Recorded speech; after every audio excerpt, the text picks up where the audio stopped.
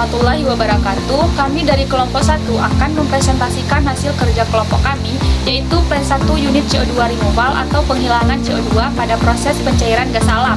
Kami beranggotakan 7 orang, yaitu saya Agustinita sebagai moderator dan rekan kelompok saya Rodianda, Selvi Yuladi Putri, Elsa Simbolon, Sri Marlia Devi, Aulia Fajarani, dan Esti Febrina. Video ini kami buat untuk menyelesaikan tugas mata kuliah Teknologi Pencairan Gas dengan dosen pengampu Bapak Iqbal Kamar, STMT. Unit penghilangan CO2 merupakan salah satu unit proses dalam pabrik pengolahan gas alam yang bertujuan untuk menghilangkan karbon dioksida dari aliran gas alam. Proses ini dilakukan untuk mencegah terjadinya korosi pada pipa. Selain itu, proses ini sangat penting untuk memastikan kualitas gas yang diolah sesuai dengan spesifikasi yang diperlukan untuk berbagai aplikasi seperti penghasilan listrik, proses industri, dan penggunaan rumah tangga. Baiklah, langsung saja untuk penjelasan flowsheet pada unit Plan 1 CO2 removal akan dijelaskan oleh rekan saya. Masuk ke dalam inlet separator untuk menghilangkan cairan atau kotoran yang terbawa. Kemudian gas yang mengandung CO2 dan H2S masuk ke dalam absorber, di mana di dalam absorber gas alam mengalir melawan arus larutan amina. Ketika gas alam melewati larutan amina menyerap gas-gas asam tersebut dari gas alam. Kemudian, gas yang telah melalui proses penyisihan H2S dan CO2 di absorber akan mengalir ke outlet separator, di mana di dalam outlet separator, gas dan cairan dipisahkan kembali. Cairan yang tersisa dari proses penyisihan absorber akan jatuh ke dasar separator, sedangkan gas bersih akan naik ke atas. Selanjutnya, keluaran dari absorber akan masuk ke amino phase tank yang merupakan alat yang digunakan untuk memisahkan 3 fasa, yaitu fasa rich amina yang merupakan fasa berat, fasa liquid hidrokarbon, dan fasa gas hidrokarbon yang merupakan fasa ringan. Dengan kata lain, alat ini berfungsi untuk memisahkan atau membersihkan hidrokarbon yang terikut dalam rich amina. Keuntungan utama penggunaan alat ini yaitu dapat meminimalisir kehilangan amina atau loss amina dan beberapa resiko lain seperti column foaming dan flooding. Kondisi operasi yaitu 125 PSIG dan temperatur 200 derajat Fahrenheit. Cara kerjanya yaitu larutan amina yang kaya CO2 akan dialirkan ke amina phase tank. Di sini tekanan di dalam tangki diturunkan secara signifikan. Penurunan tekanan menyebabkan gas-gas yang terlarut dalam larutan amina termasuk liquid hidrokarbon dan gas hidrokarbon akan keluar dari larutan, yang mana proses ini disebut flashing. Dengan menggunakan amino phase tank, sistem ini dapat mengurangi beban pada menara stripping, meningkatkan efisiensi regenerasi amina. Selain itu, alat ini juga membantu mengurangi korosi dan pembentukan buih dalam sistem regenerasi amina. Selanjutnya ada alat amine cooler, di mana fungsinya untuk mendinginkan larutan amina setelah dipanaskan dalam proses absorpsi gas. Pada amine cooler ini, aliran dan amine masuk ke exchanger manifold yang dikonfigurasikan sehingga flow merata ke dalam 2 bay pada suhu 144 derajat Fahrenheit dan keluar pada 120 derajat Fahrenheit lewat outlet manifold. Outlet temperaturnya dimention oleh TI E3200 yang secara otomatis merubah sudut tiap alir yang berakhir pada flow rate di udara di atas bandel. Dengan demikian mengontrol outlet temperatur fluida dari proses. Inlet dan outlet temperatur dicek di TI E3200 dan TI E3201, sementara temperatur kontrol dapat membunyikan alarm pada suhu tinggi dan rendah. Pada M4 buah fan, masing-masing menyediakan aliran udara memampukan proses outlet temperatur 120 Fahrenheit dapat dijaga walaupun inlet air temperatur mencapai 100 derajat Fahrenheit. Box-box tiap header di tiap bay ada 2 drain connection 1 dan 2 koneksi reflux header. Kemudian ada filter karbon amina, digunakan dalam proses pemurnian dan pengolahan gas, terutama untuk menghilangkan gas asam seperti karbon dioksida atau CO2 dan hidrogen sulfida atau H2S dari aliran gas. Larutan amina merupakan senyawa organik yang berasal dari amonia. Beberapa amina yang umum digunakan dalam pengolahan gas adalah monoetanolamina atau MEA, dietanolamina atau DEA, dan metil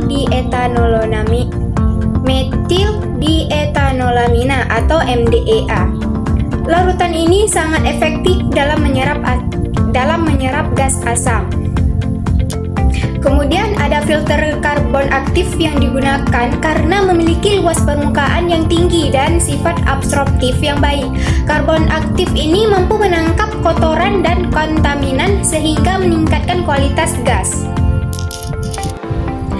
Dalam beberapa sistem pemurnian gas, larutan amina digunakan untuk menyerap gas asam secara kimiawi, sementara filter karbon digunakan untuk mengadsorpsi kotoran lainnya. Filter karbon amina umum digunakan dalam pengolahan gas alam, pabrik, petrokimia, dan kilang minyak untuk memastikan gas memenuhi standar kemurnian yang diperlukan sebelum digunakan atau diangkut. Kemudian ada filter partikel amina yang digunakan dalam industri untuk memurnikan aliran gas dari partikel-partikel padat dan kontaminan lainnya. Filter ini biasanya bekerja dengan cara menangkap partikel-partikel kecil yang mungkin ada di dalam larutan amina atau aliran gas yang diproses. Filter partikel amina berfungsi untuk menghilangkan partikel padat yang dapat menyebabkan konstaminan atau kerusakan pada peralatan pemompresan selanjutnya. Ada beberapa jenis filter yang dapat digunakan untuk menyaring partikel-partikel dalam larutan amina, termasuk filter kain, filter cartridge, dan filter Poalesker. Setiap jenis filter memiliki karakteristik dan aplikasi spesifik. Proses filtrasi ini biasanya melibatkan aliran gas atau cairan melalui media filtrasi yang menangkap partikel-partikel padat. Filter partikel amina memerlukan pemeliharaan rutin untuk memastikan kinerja tetap optimal.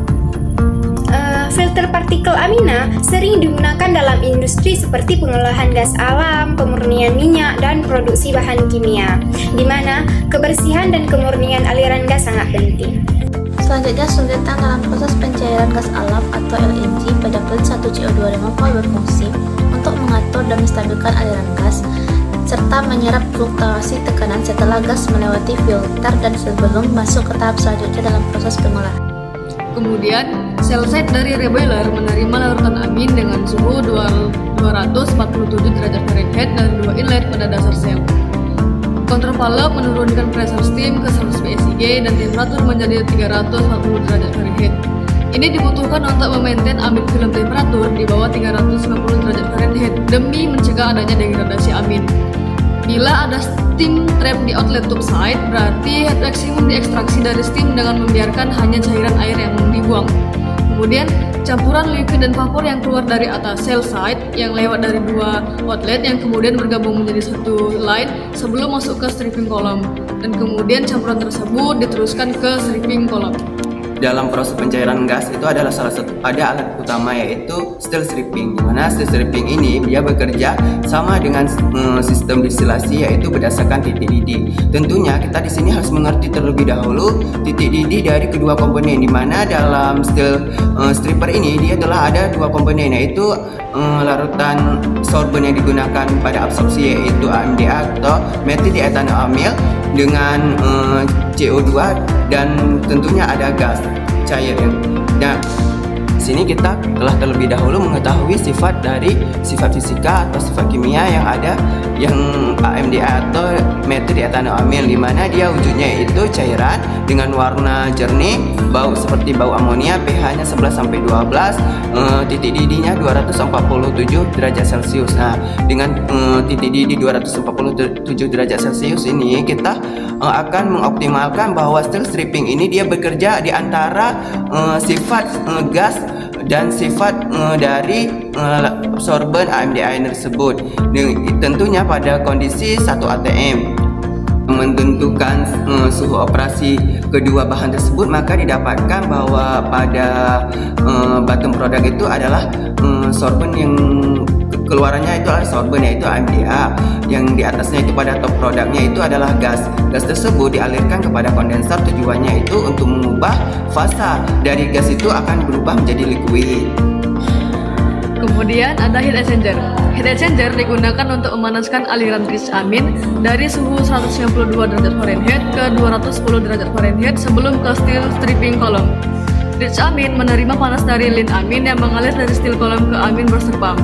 Aliran lin amin didinginkan dari suhu 249 derajat Fahrenheit ke suhu 183 derajat Fahrenheit untuk menurunkan vapor pressure-nya di suction amin booster pump dan juga untuk mencegah problem pada seal dan juga meringankan tugas dari lin amin cooler. Pada heat exchanger dipasang juga temperatur gauge di inlet dan outlet untuk aliran rinse dan lin amin dan Pada heat exchanger dipasang juga temperatur gauge di inlet dan outlet untuk aliran rinse dan lin amin. Pada heat exchanger dipasang juga temperatur gauge di inlet dan outlet untuk aliran rinse dan lin amin dan sebuah fan serta koneksi drain untuk kedua sisinya. Kemudian dilanjut ke alat steel overheat reflux accumulator, di mana di sini steel overheat reflux accumulator ini merupakan sebuah filter etikal dengan konstruksi material stainless steel yang disuplai sebagai unit dalam satu kit bersamaan dengan steel overheat accumulator reflux pump. Kemudian untuk keadaan operasinya, di mana uap yang dipisahkan dari liquid melewati demister pad 6 yang meremove 99% diode LED 5 mikro hingga meminimize liquid yang terikut ke vapor ataupun uap. Pressure controller ini kemudian akan dikendalikan oleh control valve di outlet line dari uap untuk menjaga pressure system yang terset termasuk steel stripping column. Kemudian controller ini akan memberikan alarm jika low pressure yang terjadi di drum. Dan selanjutnya itu shower water ataupun air asam yang ada di dasar drum dipompa oleh steel overheat accumulator reflux pump, di mana sebuah pump positif ini akan di flow rate yang fix.